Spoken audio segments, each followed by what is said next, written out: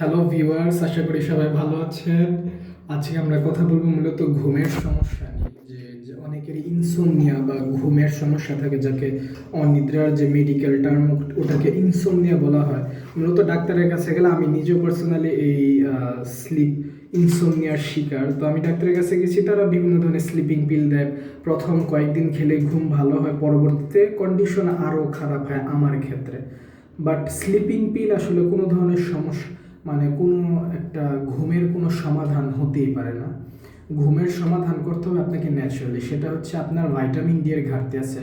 আপনি 100-100 মিলিয়ে রাখেন, আপনি যদি একটা ভিটামিন ডি এর টেস্ট করে থাকেন তাহলে দেখবেন যে আপনার ভিটামিন ডি এর ঘাটতি আছে। কিভাবে বুঝবেন? আপনার সারাক্ষণ অবসাদ, মুড সুইং হচ্ছে, কোনো সিদ্ধান্ত নিতে পারছেন না, হাড়ে ব্যথা, মাজায় ব্যথা, কোমরের পিছনে ব্যথা, এইসব ধরনের সমস্যা লেগেই আছে এবং রোগ প্রতিরোধ ক্ষমতা অনেক কম, আর জ্বর ঠান্ডা লেগেই থাকছে। সুতরাং আপনারা প্রতিদিন 10,000 থেকে 20,000 ইন্টারন্যাশনাল ইউনিট গ্রহণ করতে পারেন। পাশাপাশি কেটুটা নেবেন, ভাইটামিন কেটু, এটা অবশ্যই নেওয়া জরুরি। যদি আপনারা চান, সাজেশন চান যে কোন ওষুধটা না নেওয়া আপনাদের জন্য উচিত, আমি যেটা খাই পার্সোনালি ওইটা আপনাদেরকে সাজেস্ট করে দেবো। যদি আপনারা কমেন্ট করে থাকেন, অনেকে বলতে পারেন, এখন এখানে বলবো না, কারণ অনেকে বললে মনে করতে পারেন যে স্পন্সরশিপ।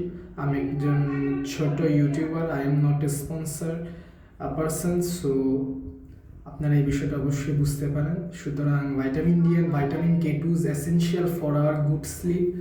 সো কেউ এটা বলবে না। এবং ম্যাগনেসিয়াম গ্লাইসিনেট পাশাপাশি নিতে পারলে সবচেয়ে ভালো। বাজারে প্রচলিত ম্যাগনেসিয়াম অক্সাইড পাওয়া যায় ফার্মাসিউটিক্যালসে গেলে, বাট ম্যাগনেসিয়াম অক্সাইড আমাদের শরীরে প্রপারলি অ্যাবজর্ব হয় না। ম্যাগনেসিয়াম গ্লাইসিনেট হচ্ছে সবচেয়ে ভালো অ্যাবজর্বেবল ফর্ম। সুতরাং ওটা গ্রহণ করবেন, দেখবেন ঘুমের সমস্যা অনেকটাই কেটে গেছে। এবং প্রতিদিন কনসিস্টেন্ট বেড টাইম, একই সময়ে ঘুমানোর চেষ্টা করুন, তাহলে আপনার এই ঘুমের সমস্যা থেকে মিলবে মুক্তি, আপনি পাবেন স্বস্তি।